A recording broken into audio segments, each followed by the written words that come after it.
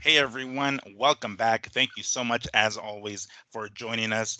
This is Miguel Antonio Barragan, aka Fight Fiend Migs, joined as always by my co-host Andrew. Don't get it twisted, Lapache, and this is the Mad Boxing Show, or Mad Boxing for short. As always, we appreciate you taking the time out of your Sunday or Monday or whenever you're reading this or hearing this to listen to us yap about the ongoings of the sport of boxing. Of course, topics come up here and there that we like to add and include into our show. So we always appreciate you guys listening to us and our point of views. This weekend, that wasn't there was a couple of fight cards, nothing super spectacular, but I'm sure you guys might have already seen the results. Of course, Jaron Ennis defending his IBF welterweight championship against David, whose last name, of course, for the life of me, I can never pronounce on the spot. So sorry about that. And then we had some fights that was on DAZN through Matchroom, and then of course we had some other fights on ESPN Plus. Unfortunately, Johnny Beck wasn't able to make his main event performance just because he dehydrated. As a matter of fact, that fight happened to be here in Vegas, and it is hot as fuck. So I'm going to be surprised if that had something to do with the fact that he had to pull out from the fight. So on that ESPN card, the co-main event moved up to the main event. If you guys happen to have watched it, of course, there were plenty of other fights on those cards, but those are the main ones because, of course, those are the main events. Before we get into all of that, because there is some other stuff going on, of course, we've heard some rumblings of Gervonta. We've heard some rumblings of Shakur Stevenson and his whole debacle that was his most recent fight. Before we get on to those little details, Andrew, what's happening, dude? How you doing? Hey, what's up, Miguel? Nah, I'm just looking up what we're talking about right now. Um, just got back from Reno. Took the Yeah. family this time. Took the family, took the kids. First time there. They had a blast. I'm Mhm. very happy about that because now we don't always need a babysitter, right? Yeah, Yeah. exactly. And now you say you guys want to go to Reno, and they're like, yeah. Like road trip. How far is So, it from you guys? Is about 3 hours. Yeah, 3 hours. Okay. about 3 hours. Yeah. So no, they loved it. You'll see the photos later. Took a bunch Mm. of pictures, but we just got back. That's why we're doing the show late today. And yeah, I had a good time, man. Very What good. do you do for the kids? Like I mean, no, they can't gamble while y'all gambling. So what No, are they doing? no. So we take turns. Oh, okay. Basically, it's a family trip, right? So Sure. we're only gambling in the late night. I go out in the morning when they're all asleep, right? I'm up at 6:30. So Oh shit. peace. Yeah. Yeah, like, gotta go gamble. Gotta go gamble. Yep, I'm downstairs by 7 a.m. Got my coffee. The whole casino's mine. There's really, you just got few of the stragglers from the night before, but overall, everyone's asleep. So that's when I was out there. Then my wife goes in later in the day. I took the kids to the pool. She Mm, went gambling. mm. I took them, and then Circus has that whole arcade. It's like a Oh yeah, carnival yeah, kind of yeah. thing. Midway Arcade, something like that, right? Yeah, Yeah, I know what it yeah. is. And you know what? Mm, I wish they had more arcades. I think it turned way too much into a carnival. I mm, don't remember it being like that when I was young. I remember having a lot more video games. You know what I mean? I think mm, video games were on a way, probably on a way. They're on the rise, I guess, when we're little, right? mm, When the Nintendo and all that is really banging. So I don't know what happened to the video game industry, mm. but it just there wasn't a lot. They do a lot of the big ones, shooting games, or you have to get in a car Yeah, or a motorcycle, you got to get on one. But just the regular joystick and some buttons, what happened yeah, to those ones? You know what I mean? Like yeah. you even think like where's COD? Why don't they have Mm, an arcade game that links up to the fucking internet already, right? Where you can yeah, just get in there, it'll just put you in a room. You sure. just pay on. I hate giving you guys ideas, but what the fuck? You know how long Yeah, that line would be? You know what yeah. I'm saying? With these my son would have been on COD all day. So that's kind of weird how they've gotten away from that and doing a lot more of just the carnival, win a prize, spend $30, they give you a fucking toy that big. Yeah, some stuffed Just animal. Yeah. oh yeah. I seen one place empty. I was like, I spent so much money here. I should be able just to walk up and take one of those. I know, right? Immediately, I started. I was like, "Oh, camera, whatever." I was just gonna ask it. I was like, did they give you a mug at least? Did you have a fucking, Circus or El Dorado, where you guys stayed, a mug or something like, hey, I just gambled here, guys. Can I get a fucking, free coffee mug? Uh, yeah, but that's pretty dope. Like I was telling you earlier, I've never been to Reno myself, and I plan to visit it at some point because I've seen like cool videos or not videos, pictures of that Welcome to Reno sign or whatever the heck it is. The world's what is it, largest big or smallest big city or something Yes, on those there lines, it right? is right there. Yeah. And then it was like snowy. I was like, oh shit, hell yeah, it snows up there. So I've been wanting to at some point go up there, but here in Vegas, the weather is all over the goddamn place. It's hot as fuck. We've reached like 5 days straight of like passing 115 degrees or something like that. So you don't want to step outside for shit. It's like you step outside with your sandals and these like melt to the damn floor to the ground. And then the last couple of days we had some rain all of a sudden. So now, Same. not Yeah. even a Yeah. lot of rain, but just enough to dirty the damn truck. So it's like, ah, goddamn, make sure to close your windows the whole way, because if you don't, you'll get wind like a motherfucker with dirt in your damn dashboard, and then on top of that, water from the rain.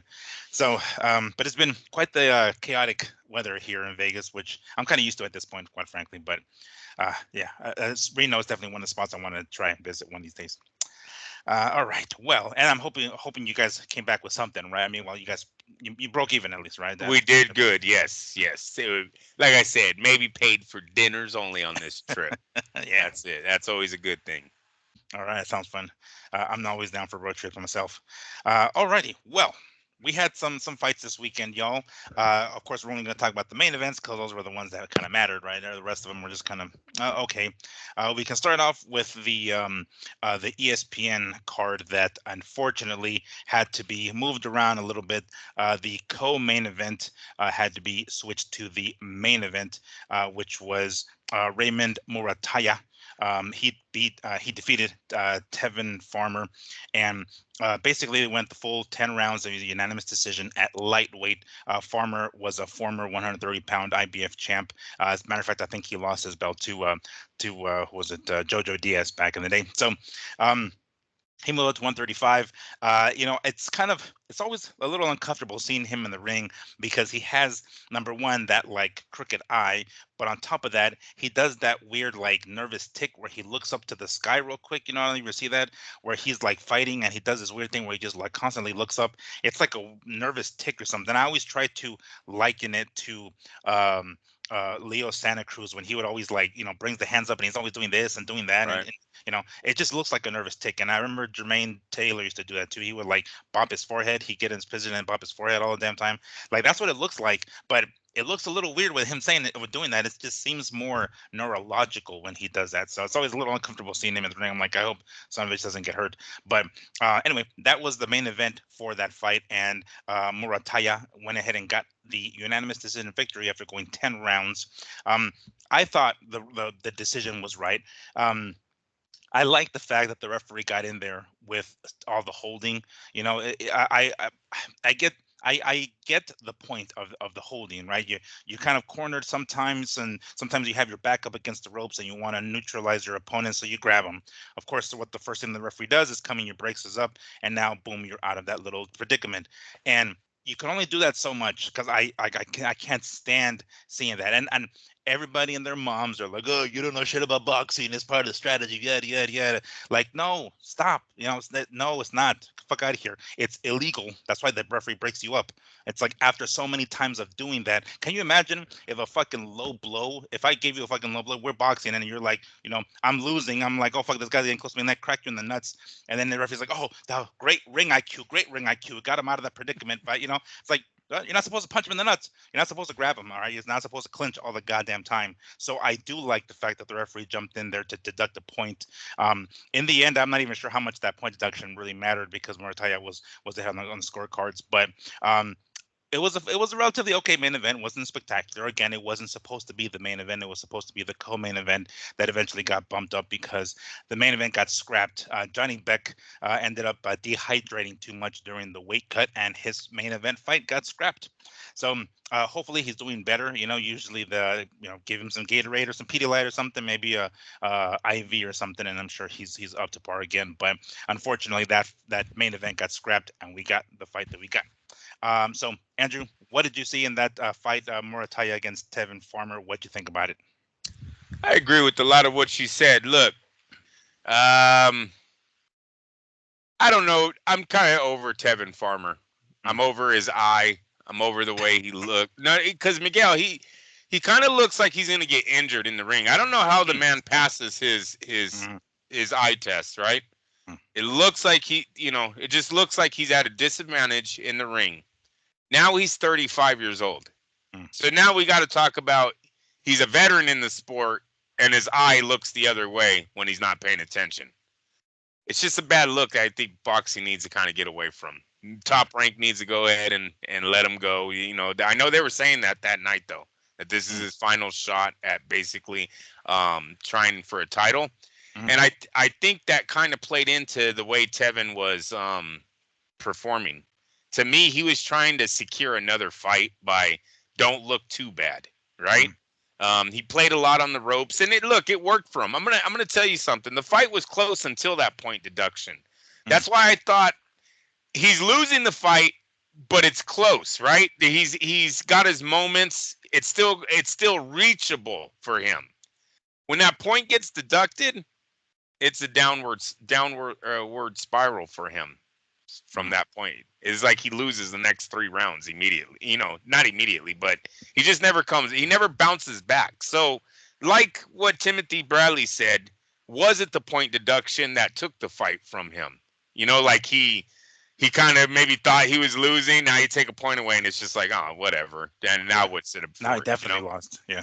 Yeah, kind of Mhm. played that character. Hopefully not, but it seemed like he he did not have any more fight in him after the ref. And yes, there was a lot of holding, but I wish he would have gave us more stern. Hey, you do that again, I'm going to take a point next time. This is it, right? He really never does that.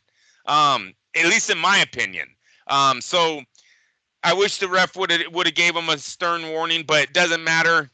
He loses the last 4 rounds or 3 of the last 4, however you want to cut it up, and Mhm. it's a done deal. You don't lose the last championship rounds and think you're walking out of there a champion or in gonna fight for a championship. So I was totally okay with the decision. As far as both fights, they both seem workmanlike. Our boy would have said coming Mhm. in this show, they both seem workmanlike. Um, they were supposed to be two prospects that were gonna shine, Mhm. have what do we call them, showcase fights. Sure. Didn't turn out that way. Um, Mur, how do you say his name?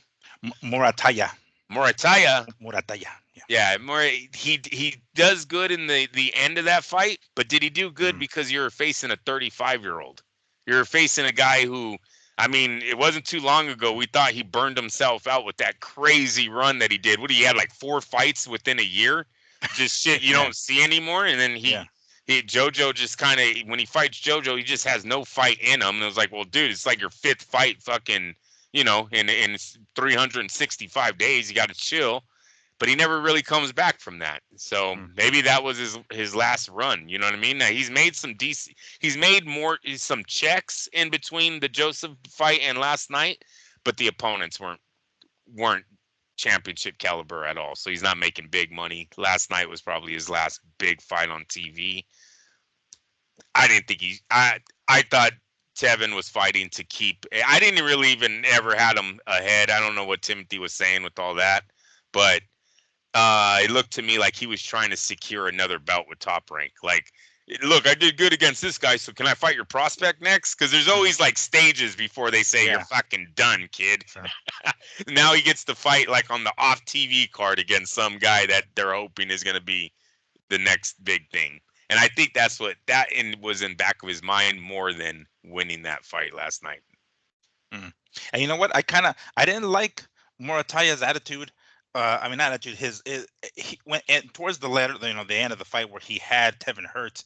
Me and my dad watching it were like, going for the fucking kill, dude. Going for the kill. Even if you don't finish him, okay, fine. But make him look bad. I mean, he won the rounds regardless, but it didn't seem like he had that sense of urgency when That's he right. tagged him. I guess maybe he just thought he already had it in the bag with that point deduction. I don't know, but it seemed like there was no sense of urgency after that. He like clocked him, he hurt him, and it was towards, I think, like, as a matter of fact, it might have even been towards the end of the round. So he was able to survive that. But the next round, he doesn't come on and put any pressure. He just goes back to the same fucking, regular routine that Muay was doing the whole damn time. And I'm like, where's, even earlier in the fight, it just seemed like, there wasn't enough urgency with him. And I'm like, why don't you just put some pressure on this dude, man? I mean, Right. you have hurt him. Clearly you can do it, right? You can put him up against the ropes because I don't know how good his fucking vision is, but a few times you do that and then you already have him hurt. You've hurt him one before. If you push him up against the ropes and he tries to hold on again, he's already had a point deduction. Chances are it might happen again. So you kind of have him trapped and you don't go in for the kill. That was a little,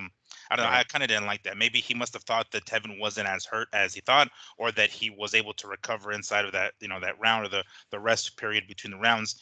But even in winning, I'm not entirely sold on Muay yet. Like I know No. it's more of a bigger step, like I guess the next step up, fighting someone like Tevin Farmer, a former champion, even though it's at a lighter weight class, but still a former champion. And I'm not sure. I mean, I'm gonna continue watching him because it was relatively entertaining. I did enjoy watching the fight for the most part, but it just didn't seem like he had that sense of urgency, or maybe I don't know. Maybe it was the whole turmoil of like, holy crap, what we're the main event now. We have to go up. Maybe there was a lot of pressure on them and they didn't perform the way they normally do. I'm not entirely sure what that could have been, but and then they're at lightweight, and that's a fucking stacked ass division. So when you go out there, you're technically now the main event at a Miguel, weight class, huh? they're at lightweight, and Tevin Farmer has 8 knockouts going into this bout. He's Yeah. 35 years old. He has 8 knockouts, right? Mhm. One eye is going its own way. Like, what else more did they have to do to make this young man shine? Yeah. That's why I started off with, it was a very workmanlike night for both of those prospects, Um, yeah, it was not a showcase at all. I wasn't like, there was no it factor there where it was like, dude, did you see his combinations, his hand speed, his IQ? It was very walk the older man down, break him down, get your points. And at this stage in his career, we don't want to see that. We want to see what separates you from the average. Mhm. Last night, look, what was it? The 12th round, they go, that was his best round right there. That was his best. The last round. The fuck did you do for the other 11 rounds of this fight? Yeah. No, it was 10 because it was a non-title. So Or 10 rounds? Yeah, excuse me. Yeah, 10 rounds. What the hell did you do for the other 9 rounds? yeah, exactly. And this is, and if I remember correctly, Mortaya, he's with Robert Garcia, right? I kind of expect Yes. a better guy. I mean, when we see like that's one of the I don't know, one of the benefits, I guess, of being a trainer like that is that when you start to build some sort of status, right? So when it's like, oh shit, when you go and you see, I don't know, the Reynoso's in the corner of a guy, you're like, oh shit, clearly the Reynoso sees something in this guy that might be something special, right? So therefore they bring him into the camp. So when I see, and my dad says like, oh shit, he's got Garcia in his corner. Oh, this kid must be, something, all right? And then he puts on kind of a, I don't know, I want to call it a stinker necessarily, but like he puts on a fight like this, and it's like, oh, okay. I mean, I don't know what it was about this particular fight. Maybe again, maybe Robert Garcia saw something in him, regardless, before, and it just so happens he wasn't able to put it all together. Even still, with coming out with the victory, he wasn't able to put that showcase that we were expecting from somebody who you would see, being trained by Robert Garcia. But he got himself the victory, right? Good for him. 135. That's kind of the thing. Like, it's the weight class right now. It's sort of kind of the money weight class. And when you have an opportunity to go out there and really shine, you go out there and you put it all on the line, right? So you can get people's attention and potential championship, title holders' attention. And that didn't exactly work out that way, unfortunately for Murataya. But nonetheless, it was an okay fight. The card was kind of meh, but it was kind of one of those kind of weekends. It wasn't a lot of great fights going on. Even the UFC card was kind of meh, because it was a UFC also that day. So, but nonetheless, got himself a victory, so good for him. And unanimous decision, of course, over a former champion. That's significant. I'm not sure how many people are going to go back and remember his performance, but the record book is going to show that he got himself a unanimous decision victory over Tevin Farmer. So that's got to be. I wouldn't even rush this young man into a championship fight like they were talking next. Mm-hmm. I'm looking more at the loser of Lomachenko versus Kambosos. Mm-hmm. No. Durante. Gervonta, yeah, excuse Yeah. me. and maybe matching him up with someone that's on their downside, and maybe even a Cambosos. See where he's at, what he's doing. But let's build him up a little bit slower than Shakur. Shut up. I say stop it. Yeah. Shakur, that like Tevin Smart in the ring, his IQ is good, but he ain't Shakur Smart, right? No. So stop it. Don't even, not right now. We're not doing that. Yeah, we're not even gonna, and I'm gonna do that with the next fucking guy Yeah. too. The next fucking fight, I'm getting you're getting a stop it again, bro. This is you ever see that fucking like Michael Jordan gif when he's like, stop it, get some help. That's kind of where we're at right now. The guy's Oh like, my god. pump the brakes, come on. Pump the brakes. So yeah, no, young man's got confidence in saying he wanted to fight who's it, Burchek, and then Shakur, but that to me seems like that's a little bit down the road still. I think they need to build him a little bit slower, Yeah. Even Cepeda's most recent opponent who lost, what the hell's his name? I'm already blanking out on his name. But Cepeda just recently knocked out Giovanni Cabrera. Oh, there you go. Yeah. No, he just coming off a loss. Maybe put him against somebody because Cabrera is like he's kind of a difficult opponent, man. That's why we praise Cepeda so much because he's kind of obviously going the distance with someone like Pitbull Cruz. He's a difficult fighter. He's kind of awkward and he kind of switches back and forth sometimes, and he sometimes he throws you off guard with his offense. Cabrera, I'm talking about. So maybe somebody like that. It's Right. still a next step, right? It's somebody even though it's coming off a loss, but it's still relatively significant. Maybe toss him in there against somebody like Cabrera. Yeah. No, I agree. So that was the ESPN main event, which I kind of sucks. 'Cause I was really looking forward to seeing Johnny Beck back in the ring. A middleweight title holder. I forget what belt he has, but yeah, I would have loved to see him. Hopefully he's doing all right, and hopefully he gets back into the fight itself actually happens real soon. And he's of course first and foremost his safety is of utmost concern to make sure that he's doing well before he gets back into the ring, of course. But I think it's just one of those things where maybe he just didn't realize how fucking hot it was here in Vegas, and he's like, "Oh shit, I'm dying." So, hopefully, everything goes well there. But moving on to the DAZN card, was Matchroom. It was main evented by the IBF welterweight champion Jaron Ennis. Hopefully, I pronounced his name right because sometimes it's Jaron, sometimes I think it's Jerome, sometimes it's Jaron, but apparently Jaron Ennis because I'm always bad at pronouncing names. Taking on his opponent, David, again, last name I cannot pronounce. I actually wrote it out here to make sure that I pronounced it right. Avanesian.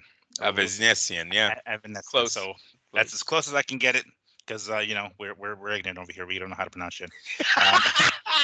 Skip that day in school. Sorry, guys. Yeah, it's the pronunciation. It's like you have to put the finger on the damn letters as you're going across the damn book. You're like, oh yeah, that's what it is. So, I remember the teacher when my paper would be blank and I'd be drawing stick figure wars or something in class. She would say, "Andrew, this is gonna be important one day." Yeah. Pretty important, you guys. Pretty fucking important to listen. Reading is fundamental, gentlemen. So, in case you didn't realize it. It was a 6-rounder. Actually, I mean, it didn't go into the 6th round, and basically, his opponent David wasn't able to answer the bell for the 6th round, so it was a, I guess, ref stoppage, retired, however you want to call it, basically on the stool. Unfortunately quit on the stool before the 6th round, and Jaron has defended his IBF welterweight championship, keeping his undefeated record and taking on and finishing a former Terrence Crawford opponent. So I looked it up, and as a matter of fact, Terrence Crawford, when he beat David, it was also in the 6th round. So it's like, oh shit, it's kind of cool. Like you have a common most recent opponent, and they both took him out kind of around the same time. Kind of gives you the impression like, oh shit, maybe these guys are equally as good. We were watching the fight, right? And me and my dad were watching it, and my dad was like, you know what? That dude will give, and I told my dad, I was like, remember, we've seen it, because, my dad, he's in his 70s, so he doesn't remember stuff sometimes. So I tell him, like, yeah, we've seen this guy fight before, Dad, remember? And he's like, damn, I don't know, I gotta see his face. I'll see his face and I remember it.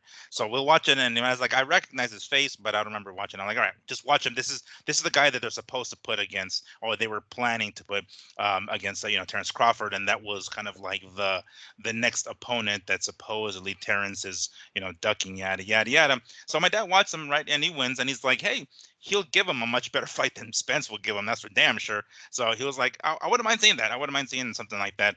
Whether or not Crawford is willing to give him a shot is another story, of course, but. That doesn't deter Ennis, because even after the fight, during the post-fight interview inside the ring with Chris Mannix, he said it. He's like, hey, Chris Mannix asked him, like, hey, what's next? And he said, Eddie Hearn said that he's going to try to get you a fight with Terrence Crawford. And, he's all for it, of course, because that's like his big money fight. I'm not convinced. I'm still not convinced. I don't know. It's just something about Jaron. I don't see him beating the elites. You and I were talking about it a little bit earlier, Andrew, and I don't.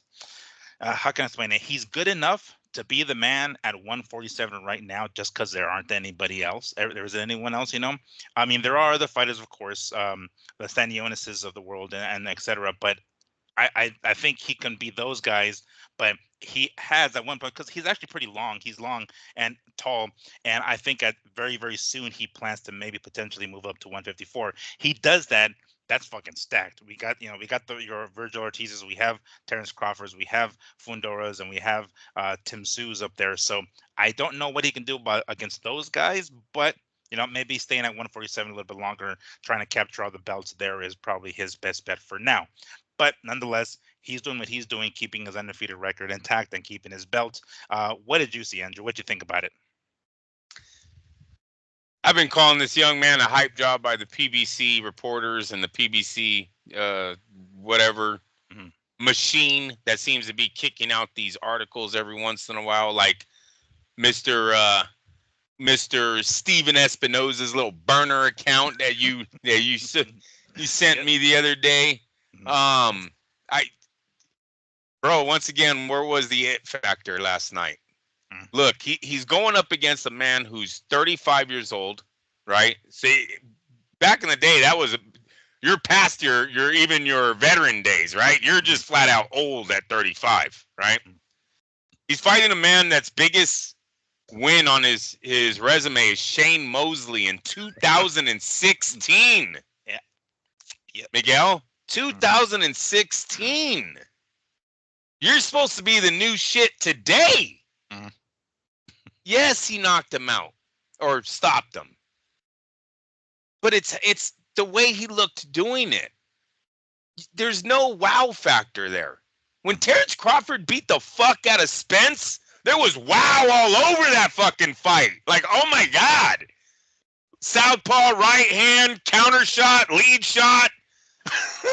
Fucking in between shot. He even knocked him one down where he threw it in between the punches. Spence actually was doing good. Bap, down he went. It was wow everywhere.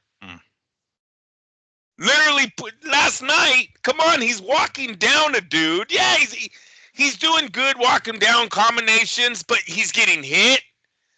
It just looked like it wasn't the next pound for pound champ. I didn't see that.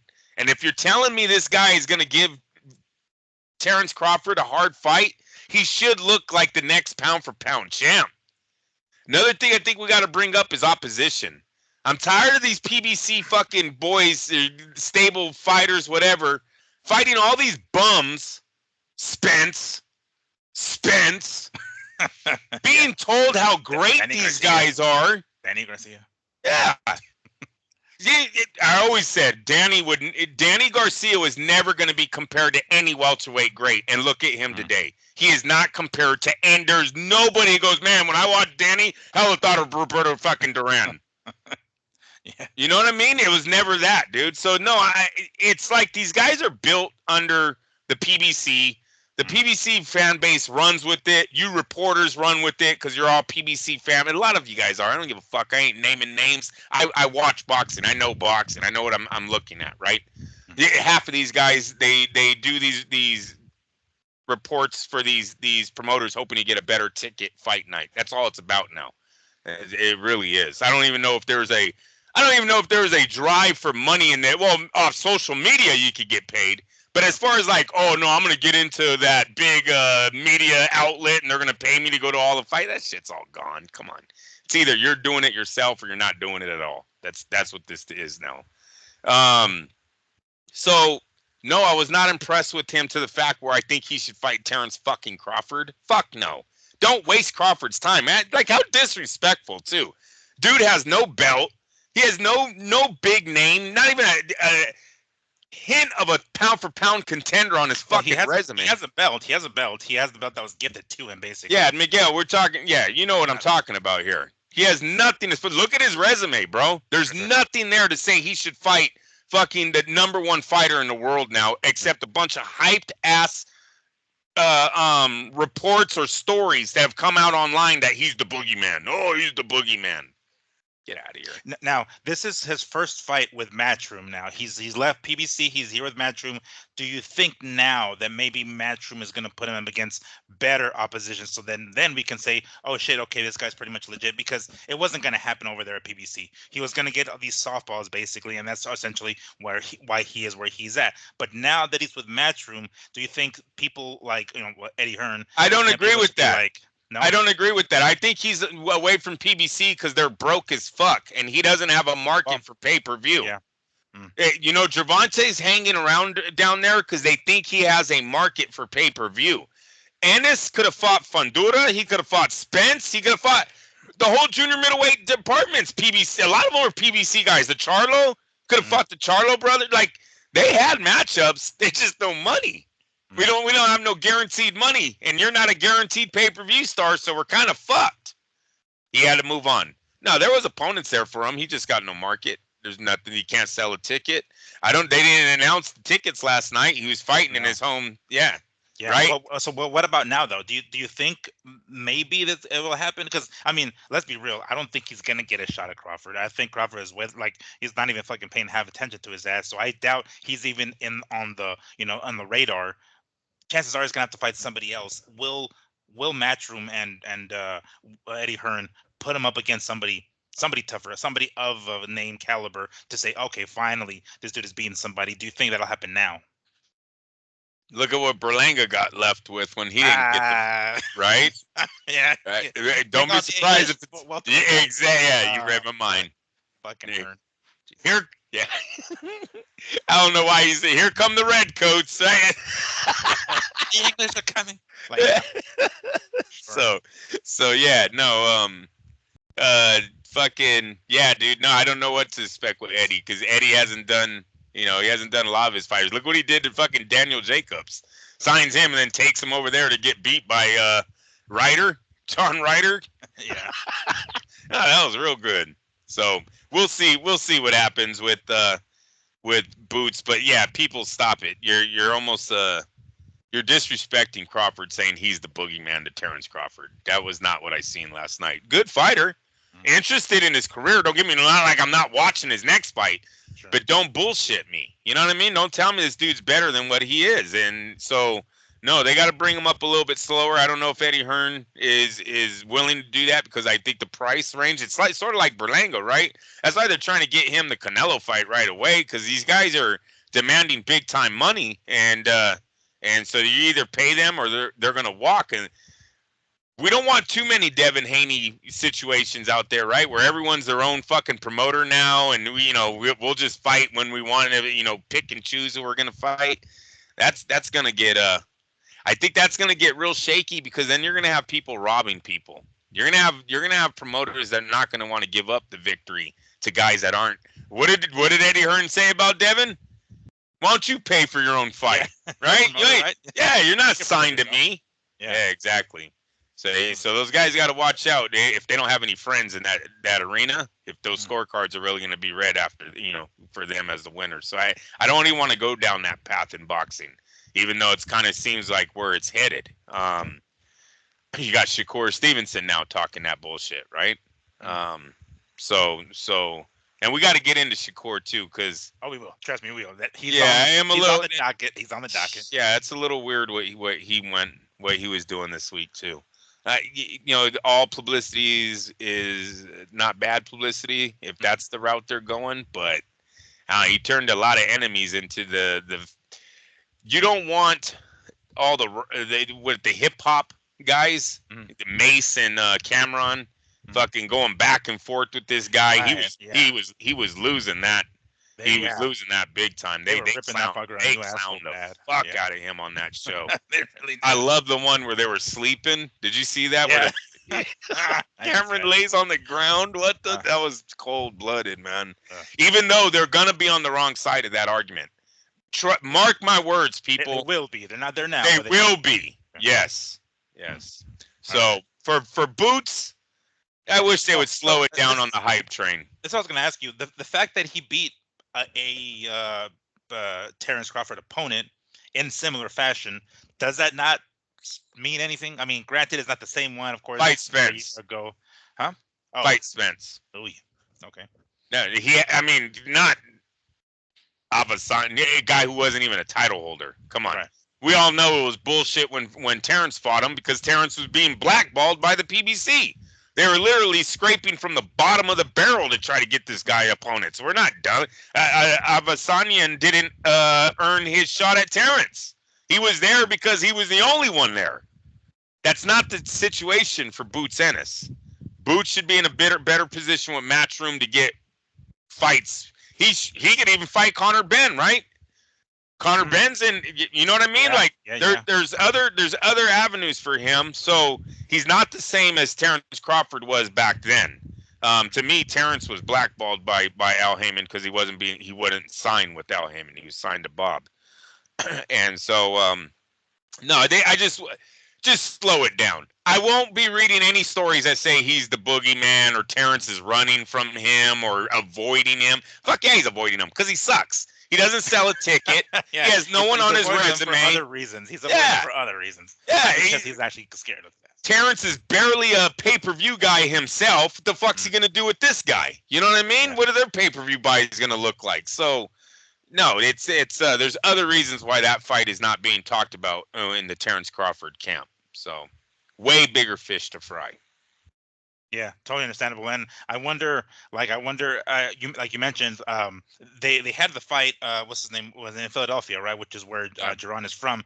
You know, I mean, granted, maybe it's a little too soon because it just happened last night, so maybe they haven't tallied up all the attendance. I don't know because I don't know if they mentioned what was Wells Fargo, I think Arena is the name of the arena where they had it at.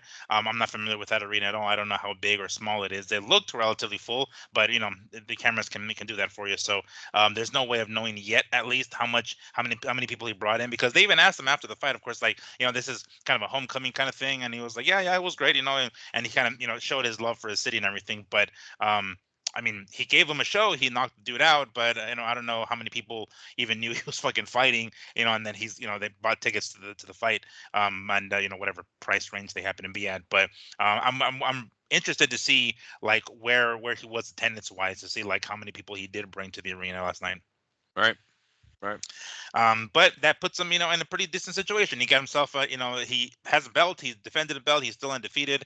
As long as he can continue to push that narrative that he's the boogeyman, similar to Andrade, right? Just kind of like continue talking mad shit, and hopefully he cashes in on it someday. And whether he loses or not doesn't Unfortunately, fucking matter. but Huh? Miguel, unfortunately, Andrade didn't cash in until he was 37 or something. Like Ennis is Yeah. hoping to cash in a little bit quicker than that, I believe. Mm. Um, yeah, yeah. I don't know what where they go at from here because his potential, or what is not his potential, his demands are so high, right? When he Yeah. came to Matchroom, he came thinking they like Berlanga, they were going to get him right into the championship fights, So we'll see what Eddie does with that. But no, I was not impressed to the point where I'm like, ooh, clamoring for the Crawford Ennis thing. Yeah, I'm not ready to be like, hey, Crawford, why aren't you calling him? Like, no, stop it. Did you read? And I wish I had that tweet, or the tweet of the Instagram post, but I could have sworn, I don't know if you heard this or saw it online, but I could have sworn, and maybe I'm confusing it with another fight. I hope I'm not, because then I'm really fucked. But Eddie Hearn saying that this is the biggest fight in boxing, Duran and Terrence. Did you like? He might Did I have said read that that? when he first signed him. Yeah, Yeah, no, because that like totally I could sounds have like, sworn I saw it. Somebody, he was quoted saying that online or something, and I'm like, is this fucking for real? Like, yeah.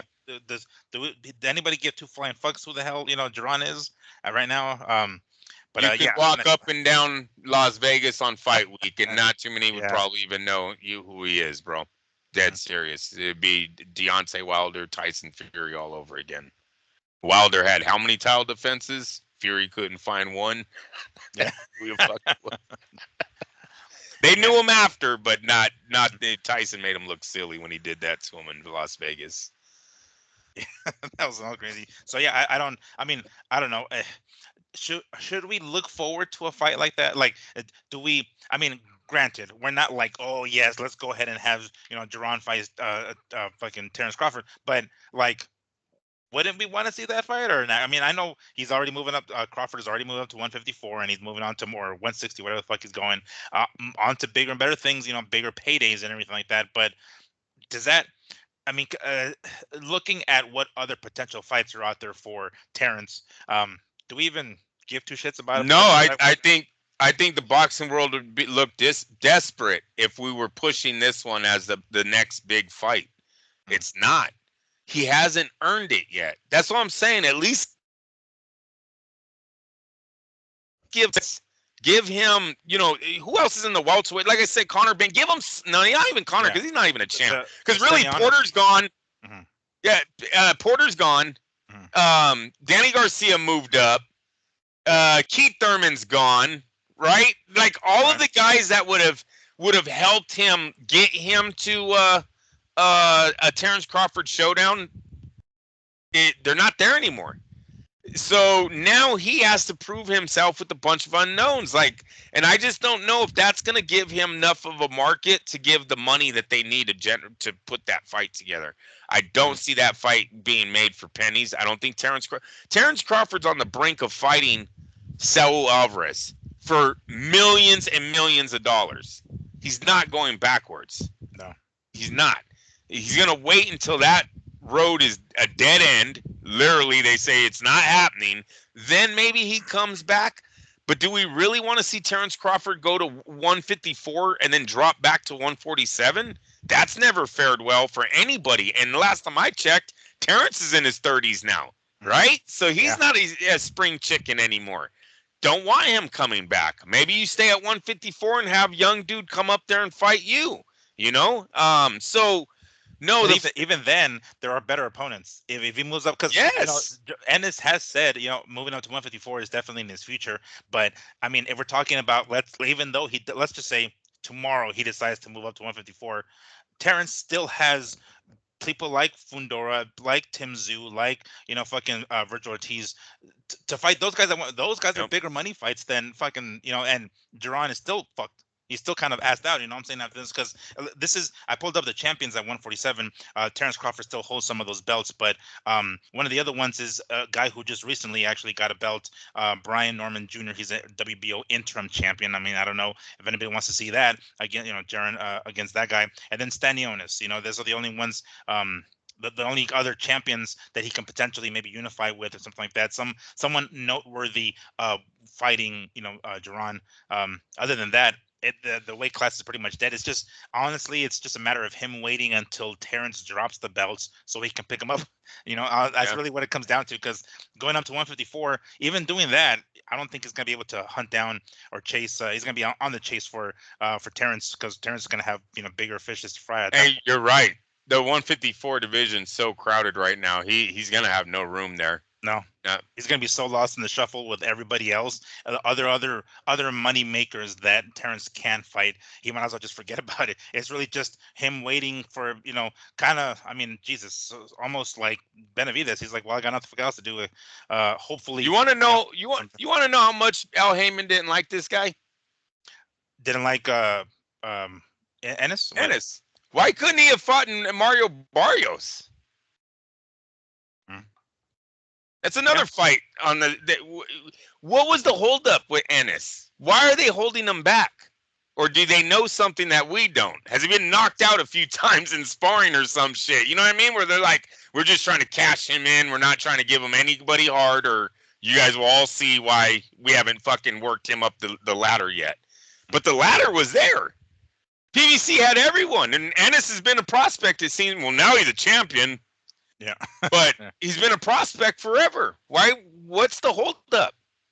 So we're going to see now. Now he doesn't have that blanket, right? Now you're demanding money. You're going to have to put how does this go? Your money where your mouth is, right? Mm-hmm. That's what he's going to have to do now. Now he's going to have to pay the bills. So, yeah, we'll see. We'll see. But last night, because of the opponent and the way that fight looked, I mean, he walked him down. He broke him down. I get all that. But you didn't look pound for pound status. And when you're telling me you're the boogeyman to Terrence Crawford, motherfucker better look pound for pound status. That's all I'm saying. Yeah, he better look like a boogeyman. Yeah, I know. He was all getting hit, bro. He was doing the shoulder roll, not looking good at it. I'll look at it, Ennis. I will watch the fight over, but I'm telling you right now, first glimpse, no, you're not. You're way over your head right now on what you're demanding. I think that Barrios fight is a great fight for him. You know what I mean? Isn't Barrios? Didn't he just get? He upgraded? got some he was the interim WBA champ, I think. Yeah, now he's upgraded. They're all getting upgraded. Once gosh, that's the way of the world now. It's like here's an interim belt. We have no money for the fight, so we're just gonna make you a champion. Fuck it. Yeah, that's our payment to you. Okay, we're gonna give you the legitimate belt. All right. It's like just mail it back to us later, but shit like that. But unfortunately, that's kind of the situation that which is weird to think because like 147 used to be the and granted it goes through cycles, right? Maybe later on in 6, 7, 8 years from now we're gonna be the fucking hot division again. Who the fuck knows? But right now it's just and this is always something that people put under the fucking telescope is when fighters excel at a certain time period or a certain era. You look at his opposition and you're like, well, maybe the opposition wasn't there. Maybe it was.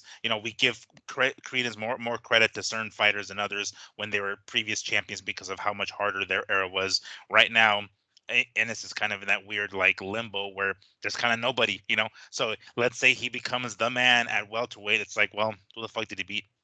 So he's kind of stuck between a rock and a hard place with being the champion. If I was Connor? Well, I guess Connor Ben just got hit for drugs. Isn't he like fighting a suspension? No. Oh. He's been fighting that shit for years, I think, to get his name cleared in the UK. But they have Ryan Garcia ranked 4th in the welterweights right now. What the fuck is that about? Who? Ryan Garcia is ranked 4th. With who? Like with what belt? Or is it no belt? BoxRec. Oh, BoxRec's ratings. BoxRec's ratings right now has Terrence Crawford number 1. Oh gosh. Jerome Ennis number 2. Okay. Earl Spence number 3. Could have swore he moved, but he's number 3. And then Ryan Garcia, dude. How the fuck does Ryan Garcia get in the top 10 of a welterweight division he's never fought in? You guys, he was 143, not 147.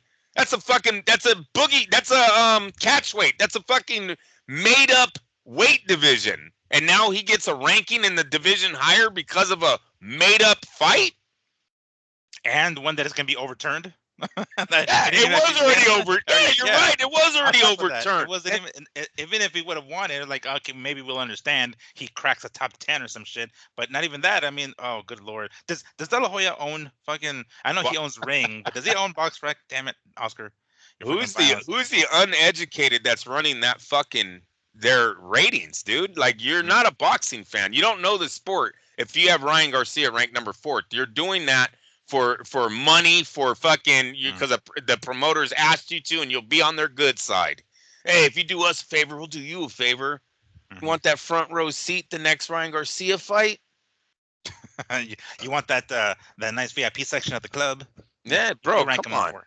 Ranked 4th. Ranked 4th. It's almost as bad as when WBC had Francis Ngannou at number 10, having fought and lost, having fought fucking Tyson Fury and lost, but yet somehow you made it to the top 10. Good lord. Yeah, that's a terrible division. They've got 2 guys that are not even fighting in that division ranked in top 5. That's so bad. You know how bad this division's gonna like. Ryan should be out because he's suspended. He's not even supposed to be in boxing. Yeah. Spence is not there, and Terrence isn't there. Terrence is holding a belt, but right now he's going to be fighting at 154. You take those names out, you're going to have Jerron Ennis number 1, Connor Benn number 2. Two guys have done squat shit, bro. Jeez.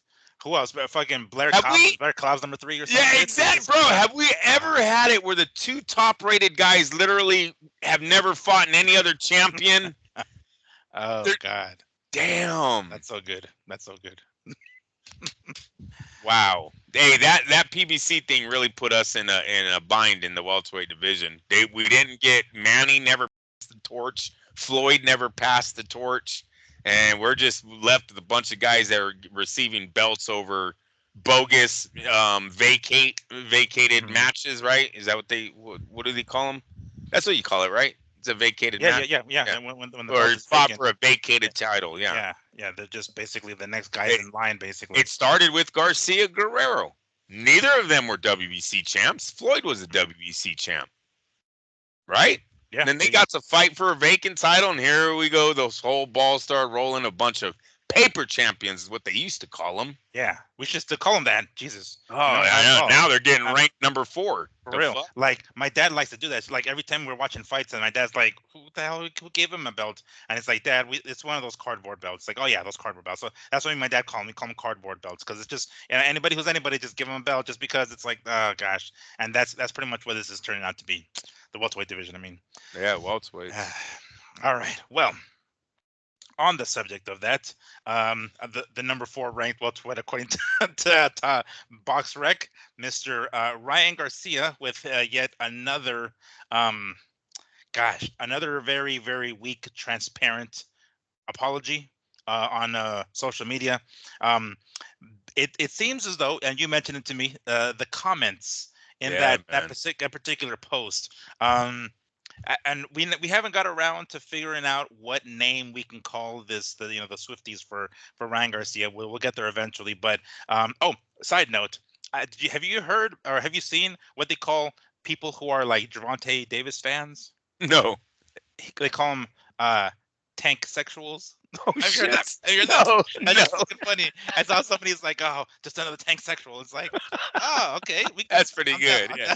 That's rolling. I was like, oh, okay. Anybody? It's one of those like PBC guys who's just like a hardcore fan of fucking Gervonta Tank Davis. It's like another one of those tank sexuals. But we should try to figure something out with Ryan's groupies. But apparently, he went online again to apologize about yet something else. What doesn't he fucking apologize for? His most recent racist rant. But the comments. On this one, he was breaking his woman down, his baby mama. Oh, okay. He's literally making her cry on camera. He's doing like one of these, you look hella stupid. Oh, you look so stupid. She's crying, bro. She's having like a break. Like, bro, the dude's just a jackass. He's always been a jackass. He's digging the hole deeper and deeper. Yeah. And here he is. So this video is him apologizing for doing that. Yeah, and he tore up her house or some shit, and then tried to say he didn't do it, but then they were like, didn't you just get arrested for tearing up a fucking hotel room? So obviously it's, you have this already in your history, so then all of a sudden here comes this apology, oh, sorry guys. Yeah. But again, the comments is what made that post the shit. That's basically right. People ripping him a new asshole, talking about like, okay, here's another one of these Band-Aid looking comments, stuff like that. You apologize every week. Yeah. Yeah. I'm gonna go to that post and I'm gonna read some of the fucking comments because, dude, I swear it was. By the way, it was on World Star. World Star is the one where I saw it, where you had sent it to me. It says, this man apologizes every 5 business days. Okay. Very right. good. And it says, talking about rehab, somebody's like, they have rehab for racism. Right. Let's see what else. And there's a bunch of boo this man kind of thing. Let's see here. This fool owes apologies every week. Let's see what else. Trying to see if there's another one. Rehab. That's all the same one. But anyway, there's a lot of fucked up comments on here. The tide is definitely changing. Yeah, that's what it seems, at least. It's almost like people are starting to see through his weak ass apologies, and not just his apologies, but see through him, basically seeing all of his dumbass stuff that he's been doing, and they seem to be backing off on defending him every single time, because that's one of the things that seems to be really bothering Devin Haney is that whenever somebody says something about Devin, all his groupies come in and fucking attack Devin. Right. Ryan Garcia ones, and it seems like even they are starting to kind of turn their back on him. What do you make of it? What do you think? I mean, obviously, these guys seem to be turning their backs on him, but what is that? What could that mean for Ryan? It's hope for our future. Now, we don't have a bunch of airheads watching this sport. Like you said, they finally seen through the bullshit. They got tired of the bullshit. I'm telling you, the way he was not traumatizing, but tormenting. Okay, yeah, yeah. When a girl's having a nervous breakdown and she's your baby mama, you usually don't pull out your phone and start recording it and saying how dumb she looks. Mm. Not a good look, bro. Like, do you know how many companies turn away from shit like that? Do you know how many endorsements he probably lost? Women ran It's bad companies. enough that he did that, but then pulling out his phone and Posted. recording, And Yeah. by the way, one more comment that I just saw here. It says you could apologize to her privately. Why would you make a video for social media? So it's like not bad enough that he's doing it like in the eyes of the public, but now his apology is that too. No, He's those like, are all right, for his keep doing it. endorsements, man. Yeah, Those are yeah, yeah, for his yeah. endorsements. That's not for her. Mm, That's please stop fucking declining my or whatever. However they're cutting ties with him, yeah. they've been cutting ties, and you put out this video did not help him, and it, believe me, people, the racism shit did not help him either. Mm, Did not. But this was like a cherry on the top. Domestic violence is not fucking tolerated. It's mm. just not anymore. We've seen many athletes lose their careers and their asses on things that are caught on video. This stupid little fuck pulled out his own camera and recorded himself. They didn't even have to go to the hotel security, bro. Mm. Come on. How smart are you? Just like your stupid ass dad saying that racist comment, what, 3 times sitting by 2 black guys? Mm. How smart are you? Seriously. That's where your son gets it from. Yeah. Man, that had me rolling for a while. Some of the stuff, and it's still it's still funny to me when I see Ryan kind of like um casually toss out the fact that he's going to rehab. Again, it seems as though he's just doing it for the publicity. Who the fuck knows if his son of a bitch even actually going to rehab? But he is who he is, so I don't know how much of a break they're gonna cut him as far as rehab goes. Like he might not even have to leave his own fucking house, but what I thought it was funny when I saw his apology, which was his previous apology, that at the very end he just kind of casually throws in like, "Oh yeah, I'm going to rehab." Like, Right. oh, okay, yeah, that kind of should have been like the number one thing you said, but apparently that's not what's going on. But anyway, that shit was funny because it's the way you say it could be what did you say at first? It could be what, our savior? What the hell would you say earlier at the very beginning of your speech? It could mean something like what it could mean for us. This motherfucker, this fans turning against him. So I was trying to say, Oh, it could be but hope. hope. It could be hope, man. That you know what? We're not. For a while there, his fans were looking like Swifties, right? They're Mhm. looking like casuals. Finally, he's finally pissing off them. Where it's just enough is enough, man. Mhm. Seriously. And you guys, I was over it when he was talking about children being touched and having. I was over that. I'm a little shocked that we took this much racism and domestic for finally people going, you suck, dude. Yeah. Whatever. Whatever. I guess you hear enough Epstein stories, you hear enough P. Diddy stories, you hear enough Catholic religion stories, and that all becomes like the norm. I'm Yeah. just saying, it It's was like like people we're weren't. desensitized to that stuff. Yes, they Yeah. weren't that mad for a man saying he had videos of child porn on his phone. No one's mad. No one wants to Yeah. get a detective involved. Nothing. Okay, Yeah. whatever. No one wants to call a cop over to Ryan's house. Like, you said you had a video of this. Is that right? What's I'm going on? Yeah. just saying. Can you tell us who in the Vatican you seen taking kids to the back room? I mean, you're the one saying it. I'm just asking questions here. Just trying to dig a little deeper into your bullshit. So yes, hope is what I'm hoping for. Yes, sir. Or is what I'm Yeah. seeing. Because his rants, oh gosh, I swear every fucking, I've said this before and I've said it on previous shows that I hope that boxing in general boycotts Ryan at this point. His potential opponents boycott his ass. Having to deal with the headache of the promotion of that fight with that guy. Granted, I know everybody wants to fight him because of the potential big money that's involved in it, but if they can be less greedy about the fucking money and be like, no, I don't deal with the press conference that we're going to be having with this crazy son of a bitch. Like, I don't want to deal with this motherfucker. And even fighters boycott Ryan.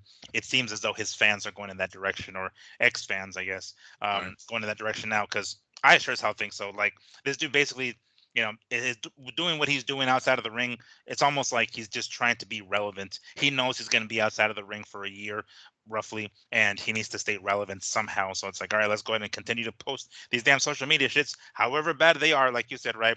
Even bad publicity, or some publicity, bad publicity, whatever the fuck is, however that saying goes. It seems as though that's the direction Ryan is going with his material. Cry me a river, Ryan. Sorry, I'm kind of Yeah, no, I was smiling. yeah, exactly. Definitely no I'm over comment. that shit at this point. But a couple of things we did want to mention. We already threw a couple of softballs at you guys earlier. A potential Gervonta Davis versus Lomachenko, looking like the fight could potentially be happening in November, later this year. So something to look forward to, of course, because why? There has been a rumor, right, according to what I saw online, that Gervonta Tank Davis signed quite a lucrative deal with Amazon Prime. I don't know if it's considered PBC still, but Amazon Prime, right? I'm gonna pull it up here momentarily so I can kind of read it verbatim, right?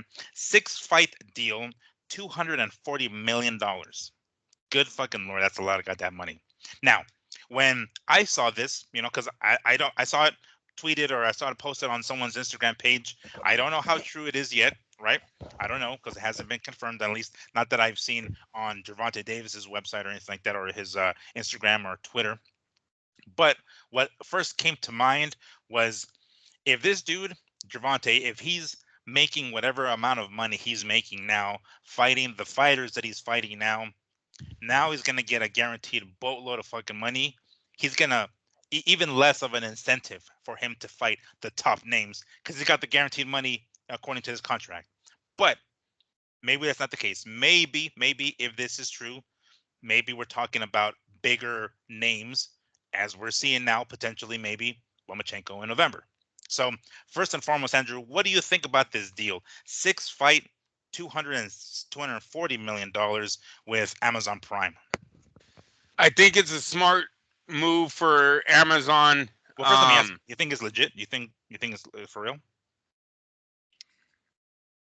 Yes and no. Because of the opponent that they're talking about him facing next might be Lomachenko, it's possible that it's real. Because what I think's happening is, I haven't read anywhere where this is guaranteed. And because of the Devin Haney situation, where he's a little mad that he's not making the money that was promised to him, and De La Hoya comes out and says, hey man, you don't fucking sell. That's it.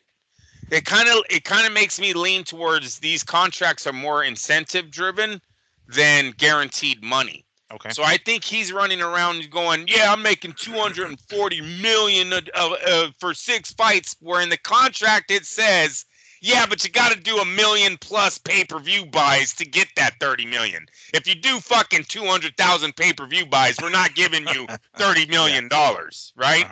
So I think that's how these contracts are structured, and De La Hoya gave me that because of the way he told Haney, you ain't getting your money because you guys didn't sell shit.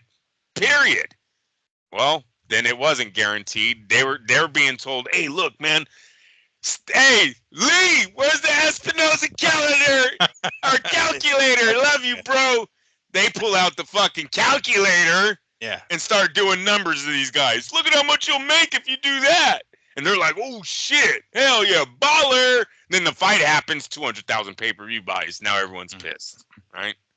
So, yes, Steven Espinosa calculator, I think, was totally in the fucking room when they signed this deal, but is not guaranteed. And I think Prime is still winning because they either hit a bankroll, they hit a jackpot with this guy, or they don't hit shit, and it's all on them anyways, because your whole fucking contract is in pay-per-view money.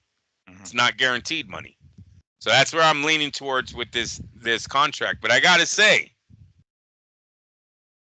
there's been a lot of rumors going around that him and Floyd are talking about some kind of fight at welterweight, right? I've heard Floyd say it, right? Tell him to sign, bring the contract or whatever, and I've heard Gervonta say it. Mhm. I'm starting to think, dude, I'm starting to think if these two fuckers sign, and this is a part, like, you're talking Lomachenko and then Floyd Mayweather, right? They're definitely going for the money, right? Those are two pay-per-view fights that are going to bring in a significant amount of eyeballs. Even that Lomachenko fight, I think, is going to be a real hot fight for the PBC fan base. That's one of those crossover matches that these guys have been clamoring for. Even though every time it happens, you guys lose, right? Like 90% of the time, you guys have lost. Top Rank basically owns your ass. That's why you don't like fighting them. But they've been clamoring for a matchup like that. I think they all show up to watch that fight, no matter how old Lomachenko is. And don't get me twisted, I don't think Lomachenko's old enough to not put on a good fight or maybe even upset. All right, so he's not that far, in my opinion, over the hill that this fight still isn't a dangerous fight. Yeah, because he doesn't have a lot of miles on him. I mean, maybe like amateur miles, but that's a different story. We're talking about professional miles. He doesn't take a lot of ass whoopings. It's not like he's been beat up in some of his losses. I mean, he's lost, of course, but that I think he's not a regular 36 or however the fuck he is now, right? That's right. He's a different kind of cat. On top of the fact that he's a special dude as it is, but he hasn't taken the ass whoopings in the ring that any normal 36 or 30, however old he is, year old would take if you're like a journeyman type of boxer, right? So his age is a little bit different. He's got less mileage on those on the odometer. So you know, their first two opponents in this new deal, some pretty big names, you know, Lomachenko and then possibly for Floyd. Possibly. I'm not nothing guaranteed, but it's been thrown out there enough to where it's like where there's smoke, there's fire. We know Floyd's financially probably hurting. I know he bought a plane. Don't fucking send the private jet pictures. We know he bought a plane. We don't know what. I don't know what went into that, right? But we know that there's been talks of some financial issues. Well, what a better way to get out of that than with a Prime Amazon pay-per-view against your fucking not your mentor. What is your prodigy? Your pupil, your student. Yeah. So it's your protege. No. Protege. No. Is that another word for it? I thought prodigy, but no, that's not it. Your apprentice. I don't know. Hey, maybe someone could help us out there. Go ahead and send us that. Yeah. Clearly, English isn't our best language either, guys. Please help us out in the comments. Come on. Hey, what is it in Spanish, Miguel? I'll just fuck with you. Yeah, you're gonna shit. You're taking the whole deeper for me because I don't know what the fuck it is. So anyways, yes. He's your carnal, man. His apprentice is a good one. All right. Right. Definitely Gervonta at one time is looking up to Floyd, right? So that's it would be a huge payday for Floyd Mayweather. It kind of seems like, I'm just saying, yeah, the deal might be real. If they went to Amazon, like, look, we're going to do Lomachenko. Everyone knows Lomachenko. He's been all over the networks from HBO to ESPN. He's been with Top Rank all over the world. They know him. Then we're going to fight Floyd? Oh, yeah. Amazon was like, we're in. Fuck do we sign at? Right? Come on. All right, so let's go down this rabbit hole a little bit. We're talking about a 6-fight deal. They wouldn't wait until the last few fights to maybe potentially get Floyd, or will they try to blow their wad quick and be like, all right, we got Loma, and then boom, we got 2 fights with Floyd or some shit? It's up to Floyd on that part because he's the one selling his undefeated record. Believe me, Floyd, I don't think gets out of this undefeated if he does this deal with Amazon, and this will be to build Gervonta as the new face of boxing, the new face of Amazon, and Floyd will have some kind of back-ended deal where he makes $50 off of every dollar you make for the rest of your life. You know what I mean? Like, there's gonna be some kind of get back for Floyd if he really does sell his O to this company. Well, if he's gonna sell his O, it's gonna be a hefty price tag. Yeah. Definitely 2 fights to get it all squared up. But you think they would jump to it that quickly? Yes. Because at that point they'll have 3 fights left, and it's like, well, shit. Now, bro, you can go Ryan Garcia after that. Everyone's waiting for that fight, right? Gervonta Davis's fucking wish list is really. You got Pitbull Cruz. You got Devin fucking Haney. I got the 6 fights right there. So those two guys, would those do big pay-per-view? I mean, Oh, Devin and I mean, well, yes. maybe Pitbull, but Devin, yeah. Yes. Devin is so hot right now. His next fight is going to get 1 million views. Come on, bro. That dude went. It was all for the wrong reasons. Yeah. But I think he got a lot of people interested in seeing how he's going to come back to the sport. So yeah, dude, Devin, Pitt, Garcia, Floyd, and Lomachenko. You're already at 5. We'll get to it shortly because I have it also on the docket for another conversation. But Shakur is remember how we always talked about he was a generation away, right? He just doesn't seem like he's in this generation. I think it happens again to him in this one. If they don't get this fight fast, like right after Lomachenko, if Top Rank don't throw a buttload and ESPN don't throw a shitload of money at these guys and say, no, we want to unify right now, we want the big fight right now, Gervonta moves out, he goes away. There's really nothing left for him at lightweight. Shakur is a good fight for diehards. That's not a good fight marketing-wise. That fight's not doing millions of dollars, right? For us diehards, oh yeah, I might not sleep the night before, right? But I also didn't sleep the night before Devin Alexander and Timothy Bradley, right? And I know that fight doesn't seem like it holds water today, but when they signed, to me, that was like, we didn't have two Americans in that caliber fighting each other in a very, like, James Toney and Roy Jones was the last time we've seen two Americans that were undefeated champions were going to throw down like that. So I was hyped for that fight, even though it turned out to be a shit fight. Yeah, it did. It really did. Yeah, it really did. This one, where was I going with that? Shakur. Yeah, Gervonta and Shakur would definitely do that for me. They would definitely that fight would be, but I know damn well that's not doing a $20 million live gate. It's not. Well, let me ask you this, because this is what I wanted to talk about, and maybe we can segue into that here shortly. But with the recent news of Shakur doing so many views, I'm going to read this quote here by Keith Eidig, right? Shakur Stevenson versus Artem, whose name I can never pronounce, sorry, was the most watched boxing main event ESPN aired in 2024. Average audience on the network was 1.80 million views, or I guess households, peaked at 1.2 million. Those Nielsen numbers don't include ESPN Plus viewership. Those are linear TV viewers, so basically just strictly ESPN. ESPN Plus figures aren't released by ESPN. So with that, knowing that what we know about, because keep in mind, you watch the fucking fight, and it's obviously a snooze fest, and people are leaving the arena. But apparently, a lot of people on ESPN watched it, a fuck ton of people. Could that entice Gervonta to be like, oh shit, maybe he does bring a lot of eyes to this fucking thing. Maybe that will do a big pay-per-view fight. Because up until now we're saying no, but I mean, yeah, because look, if Floyd and him are really working on doing a fight together, nothing's getting them off of that path. Right. So it would be Lomachenko then to whatever. Shakur's just not in the picture. This is what I mean about. They're going to be on the wrong side of that argument. Mace, Cameron, and whoever other person said he's a boring fighter. When you watch Shakur Stevenson, you see a fucking wow factor, people. That's why 1 million people watched him the other day.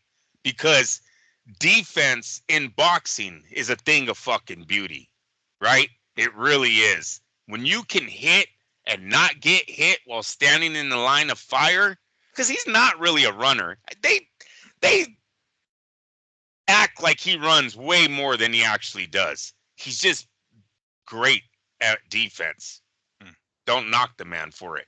And I don't think they are, Miguel. I'm going to keep telling you guys this. As the opposition gets better and you still can't touch him, he's going to become a legend. He's going to become Pernell fucking Whitaker, right? And last week I told you guys called him the greatest lightweight. Dude couldn't fucking crack an egg. Couldn't crack an egg yet. You tell me he's going to beat Roberto fucking Duran. And maybe he does. Because defense matters in boxing. If you can't point, you ain't gonna win a fight. This dude's moving. He's boxing you. He's boxing your ass and off. not defense like Tevin Farmer defense that's fucking hugging and shit like that. Holding and neutralizing the guy by clinching when you have his back against the ropes. It's not that kind of defense. No, we're talking head movement, slipping, right, countering. It's a thing of beauty. So yes, you don't want to see him go 12 rounds with the average Joe and look untouchable. That's boring. But what happens when he fights the champ? Is untouchable and wins the fight. Now all of a sudden it's greatness, right? It's like, damn, dude, motherfucking Gervonta is fucking the baddest dude on the planet. He couldn't touch Shakur, right? Look at Mike Tyson, Evander. Mike Tyson's the baddest man on the planet. Evander goes in there and boxes his ass off. What happens to that? Now all of a sudden Evander's the greatest thing ever.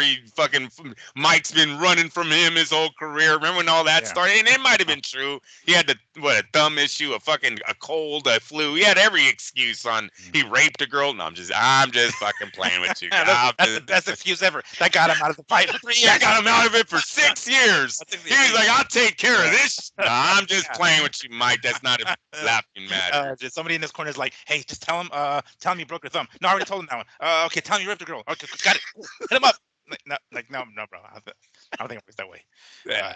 Hope not. That was a terrible plan. 6 years. Right, exactly. He tattooed his face for fuck's sake. But anyway. So no, Shakur might be a little too young still, man. He really might. He's time is coming. He just needs to wait it out. Stay with Top Rank. Stay with ESPN. He's got to understand that he's with the biggest promotional company in America. It is not DAZN. I don't give a fuck what DAZN makes globally. They are not big in America. They put fights on here in America that no one gives a fuck to even go watch. Okay?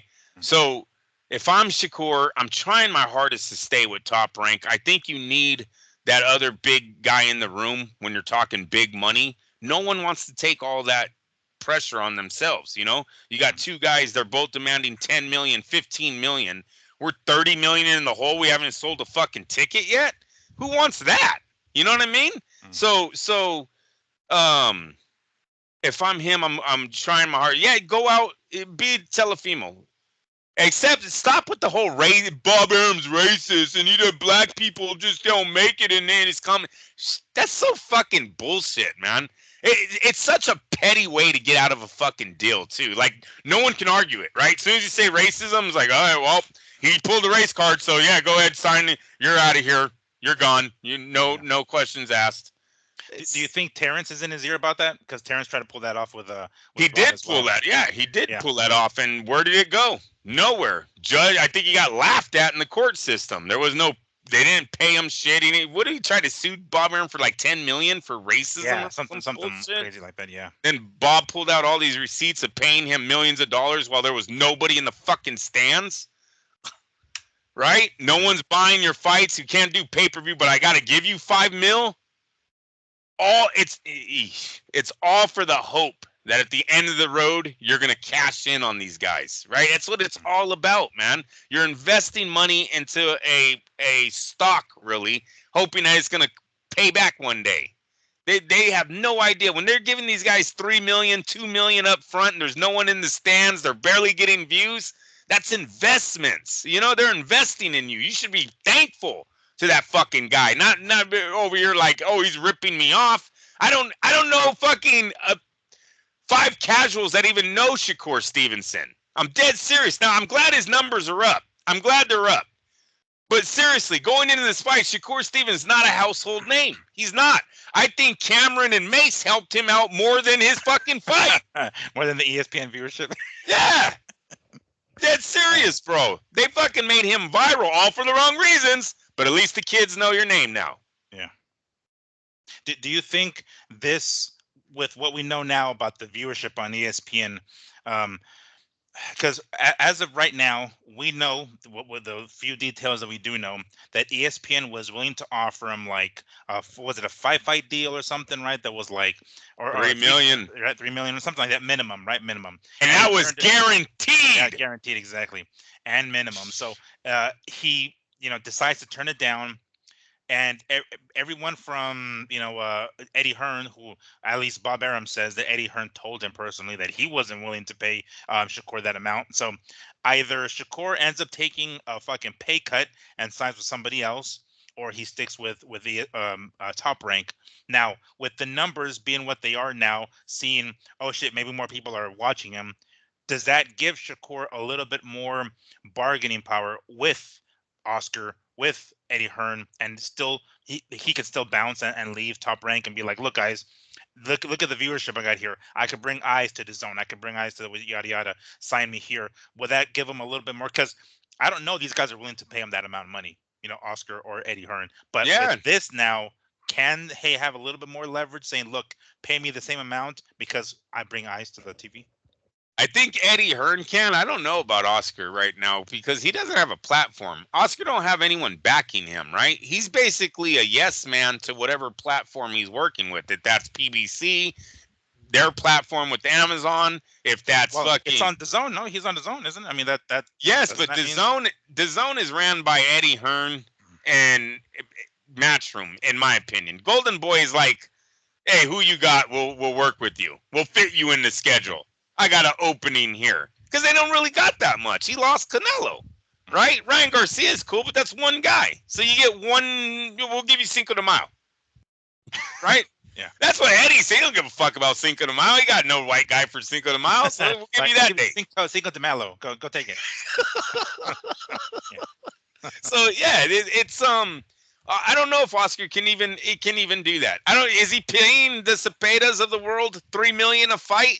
I don't think so. Right? So Okay. So sorry, I don't want to interrupt. No, go ahead.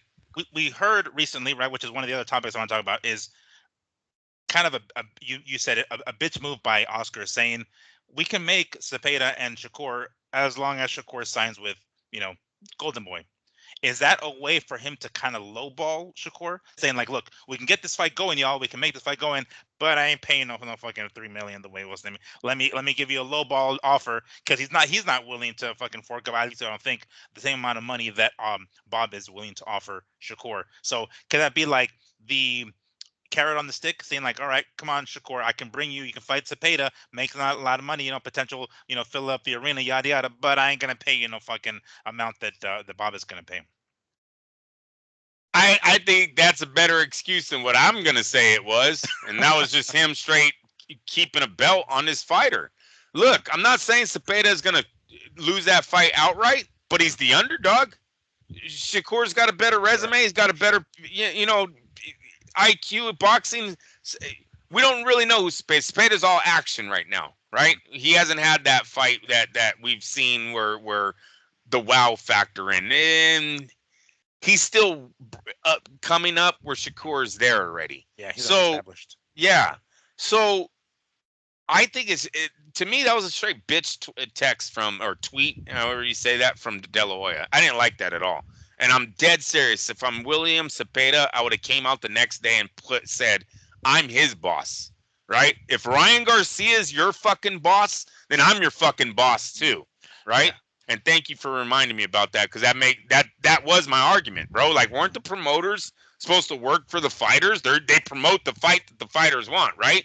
Mm-hmm. So do your fucking job. I want the unification. I want the other champ. Go do your job now. Get me that fight. If I'm Cepeda, I totally put that video out, because you kind of look like you're hiding behind your promoter's skirt there, right? Yeah, what he said. You're on the wrong side of the street, buddy. How did that work out for the PBC, right? So I didn't like that at all. I never thought Oscar would put something. Oscar always had the reputation of putting guys in situations they weren't ready for. Now all of a sudden he's like, nope, not fighting you until you've signed with me. Yeah, you're scared. Say you're not scared for yourself, but you're scared for your boy. I gotta say, unless Cepeda's team was like, no, we don't want nothing to do with that guy, then Oscar can get away with saying that, and maybe that's why. Which I don't think is the case. Right? Cepeda doesn't seem, and again, we don't know him that well yet. We just know him as an action fighter, but he doesn't seem like the kind of person to be like, no, let's take the easier fight. Like, I don't think he's the kind of person to do that. Then come out and say it. This week, you need to come out and you need to say what Oscar said was bullshit. I'll fight that dude on any given day. give me a contract, pay me what I'm worth, and we can do this. He needs to come out and say it, because right now you lost a little bit of your street cred letting Oscar say that. And we read it verbatim. That's exactly what he says. I'm not fighting him unless he signed a Golden Boy. Come on. That's Al Heyman all over again. Yeah. So I think was it he had a meeting, or he had some sort of chat with Shakur Oscar. I'm saying if it can be a fly in that room to hear what the fuck was going on in that particular conversation, but um, I don't remember. I know it happened this week sometime. Um, how likely are we actually to? How likely do you think it is that Shakur ends up signing with Golden Boy? Because it doesn't seem like Golden I Boy's don't. interested. It doesn't seem like Matchroom is interested, but someone's got to take him, right? He might go back to Top Rank. Don't get surprised. Telefimo Lopez did it, right? He Sure. went away. He went and maybe signed with Triller, but it never panned out. I talked to everybody else. Couldn't find the money that Top Rank was offering, so he came back. And dude, I hope that behind the scenes, these guys are a lot more honest about their payouts from their companies than what they put on the internet. Because we all know what they put on the internet, just like everybody else. Half of it, or more, 90% of it's fucking bullshit, right? Now we're even hearing about fake jewelry on some of these athletes, rented cars. Like you're literally renting a Lamborghini to put it on fucking Instagram, like you're somebody. Mm. That's bad. That's so sad. That's how. And if you're like out there buying fake jewelry at the size of the jewelry that these guys are wearing, that's double sad. You used to get clowned when I was little in the neighborhood, bro. Seriously. They caught you with the fake fucking chain. Neck was changing colors, or diamonds are changing colors under the lights in the club. Come on, you used to get clowned. Now we're doing that as a fucking flex on Instagram? Weird. So I hope behind the scenes they're like, hey, Shakur, $3 million a fucking fight, bro. I didn't make that in my last one. Yeah, I know that they said I made $8 million, but I didn't. We didn't even sell a fucking ticket. The tickets didn't come in good. The pay-per-view sucked. No, take the $3 million guaranteed and work with that. Work from there. And he's young too. Sure. Devin Haney, that fucking plan worked for them until they lost, and now nobody even wants them. Think about it. Devin Haney just went on a little tour. Nobody signs with him or gets him. Gets the fight bought by another guy's company. The fucking Challengers company literally purchased the fight. Like he's defending his title on enemy grounds. When did the champ have to do this? Mm-hmm. A champ that's in his prime too. This isn't like Devin Haney at the end of his fucking career. Weird, but you did that to yourself, and now, hey, Eddie Hearn said it. Fuck, do I want to invest in you for? You're not investing in me, right? Yeah. That was beautiful. Eddie told him. That was straight up. You go put your $2 million down. Especially when you. It's not so cool being a promoter now, is it, motherfucker? Yeah, exactly. You like the little logo on your fucking gloves and the decal on your on the canvas in the ring, but when it's time to really like sign the fucking dotted line, you ask me for money. Yep. For real talk, dude. Well, let's since we went down this little rabbit hole, let me circle back to the original question. Potentially, Gervonta Loma. Let's say that fight goes down, right? Hopefully it does. Chances are, it'll be on Amazon Prime pay-per-view, whatever the fuck they're gonna do, because they're sure as hell not gonna do no free fights, at least not Gervonta. Maybe Vegas. Where do you think this fight goes down? It's definitely, I think, in Vegas, bro. Yeah. I think Top Rank already announced that, or they already announced that they're targeting Las Vegas for the fight. Yeah. Were there any other potential cities, or was it just that's the main one? Because sometimes they'll tell you they'll be like MSG or maybe some other fucking spot. I think for this kind of a matchup, it's got to be in Las Vegas, because you're going to have a lot of high rollers from Europe coming over to watch Vasily on his last run, right? This is the last big matchup for him. You got a lot of fans that are going to be coming over for that. Gervonta packs the house right now. He's kind of like, he's sort of like the new Floyd. I don't want to give him too much credit, but right. You know what I mean? Like, there's a lot of people in Floyd's fan base that are now following Gervonta. I think the fight is Vegas made. Like, I'm sorry, but all those other Dallas, New York. New York's cool. Don't get it twisted. New Well, York that's City iconic. never. MSG is kind of iconic, right? Yes, exactly. And the city never sleeps. So Sure. there are things to do after the fight. I hate going to fucking cities where you come out of the fight and it's a ghost town, dude. You're like, the roads are. Have you ever been to Fresno after that fight ends? The No, fuck, dude? but Oh I did yeah, go to I Dallas. thought you did.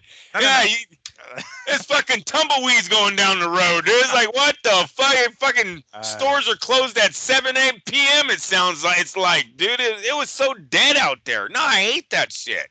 Um, it's it even happened in football with the Niners. The Niners from San Francisco. City never sleeps, dude. You can come out of a Niner game, go party in San Francisco. Come out of Santa Clara and tell me what the fuck you're doing. You're driving to San Francisco. That's what you're doing, right? There ain't shit to do in Santa Clara. Great America's closed by the time the Niner game's on. The fuck? Like, shit's stupid. So, no. Lomachenko, Davis, their fan bases, I think the casinos are very interested in this fight. I see them putting up that old school guaranteed purse to get that fight into their establishments or their city, however it plays out. T-Mobile or MGM? That's up to them. You know, I haven't even been to the T-Mobile, bro. I can't really talk on how great of a event center it is. Mhm. I'm a fucking Vegas. I'm a casino guy. I loved coming out of the fights and right back into the casino. Yeah, yeah. Do you remember how packed that fucking walkway at the Yeah. MGM used to be? Like Dude, hell everything yeah. was cracking when those Man, fights were off, man. just even the night before, like, 'cause so one of my adventures was Mosley Mayweather, and I went to the weigh-in. Right, I didn't go to the fight itself. I ordered on pay-per-view the day Right. before, the day after, but went to the weigh-in. The show was tight as fuck. It was hella gang of fucking people, a gang of people at the MGM. Later that same night, Friday night, there was some goddamn, I think it was like Oscar, some Golden Boy fights at like the Tropicana, like across the street or so. We had tickets to that, so we went to some small little tent. We went to go watch the fucking fights there, but it was cool. Then we went back to the MGM to walk around, and it was still packed, dude. It was Yeah. hella fucking packed, and this was just a weigh-in. It wasn't even fight night, so And I know and exactly what you're people talking about. before the MGM used to have like 20,000 in the arena. They have like 8,000 in the closed circuit down in the ballrooms. 28,000 people going back to the fucking casino immediately. Shit was cracking. Like I don't know if T-Mobile, you come out to the strip. So everyone. You do, but here's the thing: it's not the MGM, but T-Mobile doesn't actually have their own like parking. They use the parking building or the parking structure for the New York. That's neighboring. It's like nearby. Right. So when you get out of the T-Mobile Arena, which I've been there several times myself, there's a little plaza outside called the Toshiba Plaza. There's the escalators that lead you to the parking lot of the end of the New York, and then into the casino you go. But it's quite you're outside basically. You're for a little bit, and you go up the escalators, yada yada. So it's not like the MGM because you go immediately into the casino that way. But that's the closest thing. It's the New York, which isn't as popping as the MGM, but that's the closest thing that T-Mobile's got. But I You, think T-Mobile Arena holds more people in general. you would have to think that it was something where the bosses all came together and been like, you motherfuckers have been monopolizing this whole thing for way too long, right? You got to share the love because the MGM bought a lot of those properties around, right? Yeah. So maybe they're like, instead of us just fucking being selfish and keeping the 28,000 in our casino, let's put them in the middle. Because to me, when you get out, you're gonna have guys going, no, you know what? I'm going to fucking Mandalay. Oh, I'm walking to New York, New York. It's right here. Oh, I'll go. You have more options to now. Everyone's going their different places. Where when you came out of that studio walk, you're in the casino. You're probably not leaving. Your friend's already drunk. Yeah, I'm not going to the fight. We're not walking anywhere. We're going to the bar, right? So I would like to say MGM, but because of the situation where MGM has bought in so much, they're probably going to put it in the T-Mobile, and hopefully everyone goes to all of their casinos instead of just one. Yeah. And it's funny that you mentioned that about when you step out of the fight and everything is closed. I went to geez, who was it? Fuck, I'm trying to think of a fight that I went to in Texas, in Dallas, and it was I think it was Garcia, no, what the hell was it? Yeah, Jesse Vargas and Mikey Garcia or some shit. Yeah, as soon as that fight ended, I mean, granted, it wasn't a big money fight by any stretch of it, Right. but dude, I stepped out of the friggin', I'm like, can I get a hot dog? Like, I can't find everything's closed, dude. And it was Dallas I forget what it's called. There's one like nearby city, but dude, I stepped outside. I'm like, yeah, this blows. Yeah, you're going home. I'm going home. I'm going back to my hotel room, dude. It was like, Right. let me swing. Like, thankfully, I had bought some beers the night before, and I had them in the mini fridge in my fucking room. That I was like, all right, cool, there they are. But I was like, damn, there's nothing, nothing going on. I mean, yeah, there was a nice little there was an area where like some of the media people were hanging out, and I went to go shoot the shit with them for a little bit. But for the most part, there wasn't anything else to do as far as partying goes. And I'm not exactly the biggest partier, but I'm out of town. I've never been here before. I'm like, cool, where's the spot? Oh, everybody's asleep. Never mind. Right. All right. So on that topic of Loma and Gervonta, how do you see that fight going? Miguel, I might be going to Reno for that fight because I'm gonna be laying some serious money down if those odds are what I think they're gonna be. Look, Gervonta is not the right style for a younger Lomachenko, right? I think this fight would never have been looked at if Lomachenko was 5 years ago. They're only looking at this now because they think they have him at the end of his career. But on paper, this is a bad matchup for a guy who don't like throwing punches, for a guy who relies on his power, right? Lomachenko, correct me if I'm wrong. Have we ever seen Lomachenko down in his career? One time against Is it Salido?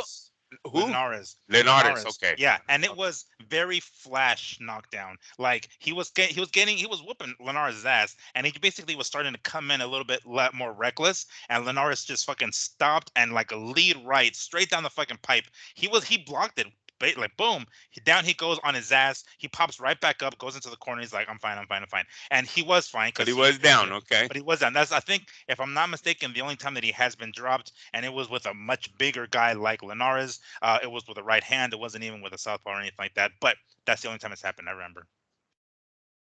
He has the IQ to not be touched by the single punch uppercut or the trap that Gervonta loves to set. He has the output to outpunch him. He has the star power to win close rounds, right? Like he has Bob Arum in Las Vegas. The fight might be in the Godfather's backyard.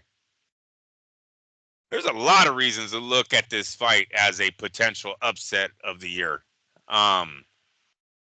So yeah, I'm totally into this. Look, and if Davis knocks out Lomachenko, like fucking pull out the pound for pound ranking because some changes are going to be made. Because now this guy is knocked out every level that he's faced, right?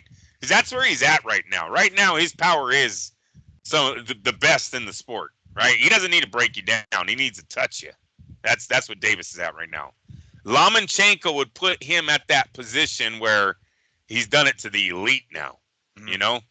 So I don't know where I'm not saying number one, but you start looking at who did we have a fucking number 3 the other day? It was some bullshit ass guys that don't even deserve it. You're gonna start seeing Gervonta move pretty high up that list if he gets to tank. Even a unanimous, clear cut decision, right? Not no split decision majority. I'm not talking any of that. I'm talking Gervonta doing what he's done to everybody so far. That's not without bumps in the road though, because he does have his flaws big time in the ring. And that's why I'm looking at this matchup like, dude, this is Lomachenko's last shot at greatness. Like, he won't even be unified. He beats Gervonta Davis right now. He's going to go down pretty high in the all-time list because of his, 3 gold medals, right? He then comes into the sport and fights like fucking 9 champs out of his first fucking 10 opponents or some shit like that. Has 4 of them quit on their stool. And like, we've never even seen that before in this sport, dude. And we had Iron Mike, and he wasn't making guys go, just go throw in the towel. I'm done. So yeah, Vasily, he's him and who's his other Ukrainian brother that went real high on that pound for pound ranking not too long ago?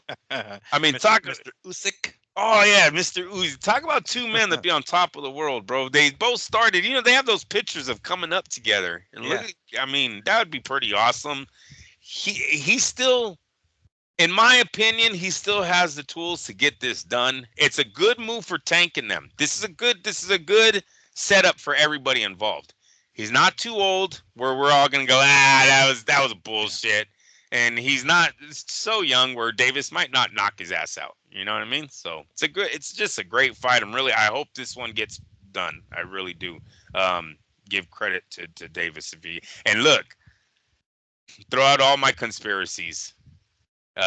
He gets away from Floyd, and then the first fight, you basically go against Mhm. everything Floyd ever did, right? You take on a hard Yeah. guy. So And unify belts that God knows how few times Floyd did that. He had his freaking WBC belt forever in yeah, every goddamn weight class, yeah, and maybe one time maybe belt like and only two. It was like it was multiple. But yeah, wouldn't that be some shit if he separates from Floyd and the first thing he goes after is the most dangerous dude he can probably get at this. And I hope if Gervonta gets this and it happens and he ends up winning, and in convincing fashion, that I hope that there isn't, like, we can say now that even though Lomachenko is the age that he is, that his age wasn't why he lost. At least that's what I'm hoping happens. Because when it happened with Canelo, when he ends up fighting Triple G, they're like, he fucking waited till he was old. It's like, no, no, Triple right. G was still fucking rocking people left and right. So it's like you can try to blame it on his age, but he's beating the living snot out of fucking David Lemieux over here, and beating people's asses. So he was supposed to be the monster at middleweight, right? And he wasn't able to do jack shit to Canelo. So Canelo ultimately beats him. And we can dispute that first one, whatever, no biggie. But he beats him in the second one, beats him in the third one, and by that point, maybe he's already old. But regardless, he didn't do what people thought he was going to do to Canelo. So we can, I hope we can collectively as boxing fans can say now, look, Lomachenko's still there. Yes, he's older, but he's still there. So if he loses to Gervonta, it should be credited to Gervonta. Not fuck, he fucking waited. Yes, circumstances are what they are. He is fighting an older Lomachenko, but it's not like it's the same kind of older that we are used to in boxing. He doesn't have the same kind of miles on it. He hasn't had his ass beat, too many damn times, and he's still beating the guys. He just beat, Cambosos. And granted, we're talking about a different kind of Cambosos, but regardless, he just snatched the belt from them, at this age still. So I would hope that if And Devontae stopped him. wins and stopped him, I And would hope that if stopped him. Devontae gets it, we can no excuses and be like, yeah, he beat Lomachenko, yeah, regardless, how old he was. And in many people's eyes, think of him. In many people's eyes, he beat Haney before Yeah, Campos, right? yeah. So the guy is on a major roll right now. That's why I mean the fight's the perfect time because he's a little Mhm. bit. He's just everything just fits right for this fight to happen for each man to get a positive result off of a victory. I wouldn't be if Davis stops him. Davis is the new thing, and not that he isn't right now, but this would solidify it, right? This would make it like, all right, everyone not bow down, but Davis is here, right? Yeah. And then if fucking Vasily wins, I mean, come on, his greatness goes through the roof, man. It really does. Yeah, So I'm leaning. I know, as old as he is, I'm leaning towards Lomachenko winning, dude. Like I think he can take it. I think his IQ, because he's still sharp. You know what I'm I saying? His know. brain is not like he's taking a fucking beating to where his reflexes are starting to suffer. That he's not there. So if he is able to, I mean, someone like Frank Martin was able to avoid it for 8 rounds. If he's able to avoid that fucking left hand, because I mean, yeah, he's got other stuff. I'm talking about Gervonta. He has his right hand as well, but we all know that a moneymaker is that left. He can stay away from that left for as long as he can, and even if he lands it, I'm not sure if he's gonna be able to land it as flush. Right. I Right. don't know if he's gonna be able to land it as clean to be like, boom, he's out, he ain't getting back up, or he gets up, I'm gonna finish him here, he's done. Because Loma, dude, his footwork, Jesus Christ, is Lomachenko's footwork. So, uh, even at his age, I still think Loma takes it if they make that fucking fight, which I hope they do, of course. Yeah. And then think about his last fight was in May. Then Hmm. he'd be fighting in November. That's Hmm. 6 months, right? Hmm. Active, no layoff, no rust. He's sharp as fucking a knife or whatever coming into this. He's just sharp. He's on point. Yeah, you got to. It's a great fight. It's just a great fight. I hope it gets done. So yeah, been very interested in hearing that we're final. I know it keeps saying we're close, and remember, I love that Bob Arum is the one that brought this thing out. When he said it, there was something to that. There's more validity when it comes out of That's his right. mouth. Yeah. That's right. Yeah, Bob ain't bullshit. He's not bullshitting for those guys. He might bullshit on his own fights and fighters, Yeah. but he's definitely not helping out Al Heyman or what would it be, Gervonta and Leonard Ellerbe. He's not doing that for them. Fucking Leonard. So let's for a few seconds put on that conspiracy theory hat. Let's say the fight with Loma doesn't happen. They can't get it signed. Do you think Amazon jumps immediately to the Floyd fight, or is that too soon? They would have to. No, I think they would have to because all their other projects have been disasters. They put on the Zoo thing, it doesn't sell. They put on Canelo, it doesn't sell. They who else they put on? Who else did Prime? Kalo Munguia. Well, Gervonta, and Frank Martin. Frank Martin, and it doesn't sell. Yeah. So no, I think if this fight thing is real, Miguel, I think it was with the promise of we're not doing anything but stellar pay-per-views, and that's Loma, possibly Floyd, you guys, and hey, we're only saying this because they're saying it. You know what I'm saying? Like Floyd fucking said it, and so did Gervonta say it. Gervonta said it in his last fight with Frank Martin. Yeah. They were like, "Will you fight Floyd?" Yeah, September. What did that? That was just weird how he said it like that. But and then you got a Ryan Garcia rematch. I mean, come on, those 3 fights right there could make the $240 million back for Prime Amazon. They really could. They're Prime is like, we're all in. If those are the guys that you're doing, right? If those are the guys, don't give us Frank fucking Martin though. Think you're getting $240 million. Yeah, don't give us Adrian Broner in this bitch or some shit like that. Yeah, some fucking whack ass name. Because like that was my concern initially when I read that report. And again, we don't even know if it's true. It's unconfirmed. But my initial reaction was, if Gervonta is getting paid what he's getting paid right now, fighting the guys that he's fighting right now, and this is, well, you mentioned it. Maybe it's not guaranteed. Maybe it's more incentivized, really. But I thought he was getting guaranteed this amount of money. Hell no, we ain't getting those fucking fights now. He's gonna continue to fight these fucking, PVC tomato cans and collecting fucking their money. But that we've talked about Amazon being smart enough to kind of see through some of this shit. Like, I don't think they're the kind of company that would just sign a fuck ton of money or somebody, be like, all right, yeah, it's gonna work. Like, they're gonna do it because they know that there's gonna be some return on their investment. So if this is true, of this signing, it's gonna have to be Gervonta fighting like top motherfuckers, like names, guys that are gonna bring in the views and bring in the pay-per-view buys and everything, because Amazon wasn't gonna do it otherwise. Right. Yeah, I totally agree. All right. That, let me see here. I'm going through my list of stories here. That's pretty much what my list of stories were that I wanted to talk about this weekend. Would you like to try checking to see if there's any breaking news in the boxing world, Andrew? And we can kind of touch on that to see if that is the case. And while that happens, I'm gonna check out the boxing schedule this weekend, because this past weekend wasn't that great as far as boxing goes. So let's see what we got going on this next weekend here. Let's see here. So I got my calendar right here. All right, so the 20th. All right, we got some ESPN Plus fights. Okay, it's gonna be on ESPN Plus. Japanese from Tokyo, Junto Nakatani taking on Vincent Astrolabia. That's gonna be on ESPN Plus. Okay, sure. Well, July 20th, we have some more to talk about. I guess we can toss that in here real quick, Andrew. Jake Paul versus Mike Perry taking place the 20th, which is this Saturday on DAZN, or DAZN Worldwide, DAZN pay-per-view, whatever the fuck you want to call it. But this weekend we do have Jake Paul taking on Mike Perry. On the undercard we have Amanda Serrano, of course. So we got that to look forward to. But that's really the only major boxing going on. Did you find anything, Andrew? No, I didn't. No, unfortunately, my feed has a lot about Mr. Donald Trump, our ex-president, being shot, bro. And that's what I'm seeing right now. I guess they're looking at some snipers had that shooter in their sights for over a minute, but they couldn't do anything. They're saying they couldn't do anything because he wasn't showing any criminal activity, even though Yeah. 8 shots were fired. Yeah. I'm not gonna get into it, people. I'm just saying that's No. what's on my feed right now. It's not boxing. Yeah, it's come.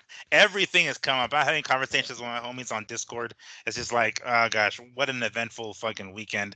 I even read that they knew that that particular spot where the sniper was troublesome. They're like, yeah, that's kind of an area that we already know it could be some issues, and then it turns out being, some issues. It's like, I, okay, kind I of. also love the one with the cell phone of the guy like recording the kid. Hmm.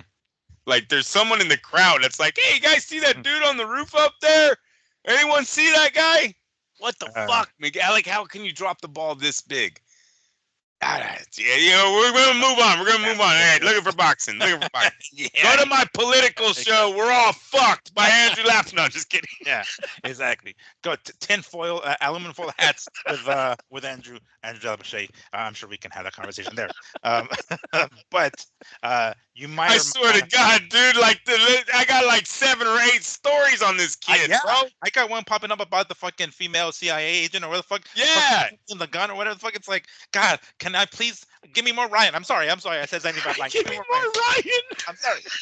Hey, just say his name into the phone. I know, right? Garcia. I'm just Yeah. kidding. Like another Ryan Garcia apology, please, please. Can I see that instead of all Hey, this? soon they're gonna ask him to go beat up somebody. They're gonna be like, "Hey, you think you can go to that hotel room? I think one of your baby mamas is cheating on you, bro. Go Yeah, flip that shit inside out." it's that guy right there. Go boom his ass. Like, okay.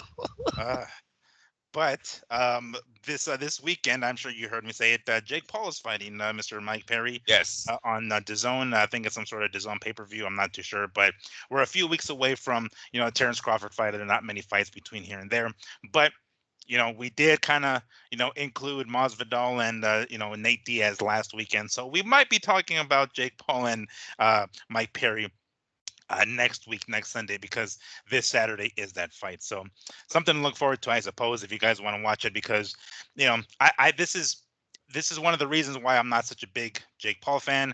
Is we've seen how fans are when they're like loyal to a guy like Ryan Garcia, right? The Ryan Garcia Swifties. People talk about Jake Paul, about how great he is because he brings eyes to the sport, yada yada. It's not the eyes that I would like to be on our sport, because they're basically Jake Paul Swifties is my point.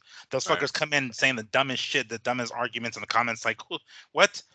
So that's why I don't like that. But regardless, that is my personal opinion. I'm not a big fan of his fans because they come in with some dumb fucking arguments, which is why I don't think he's good for the sport in general. But nonetheless, hey, they're gonna be a cruiserweight. It's gonna be 8 rounds. VIPbox.com, because I ain't gonna order the shit. I'm sure I'll be catching that on Saturday. But that concludes all of our topics here today, y'all. Make sure to join us next week when we see, go over this fucking Jake Paul fight and see what we see and what the hell happens next. Because I'm sure Jake Paul likes to be in the limelight himself, so he's gonna make a spectacular fight. But Hey, does it? What up? I'll tell you that Tyson shit sort of died down now. You know what?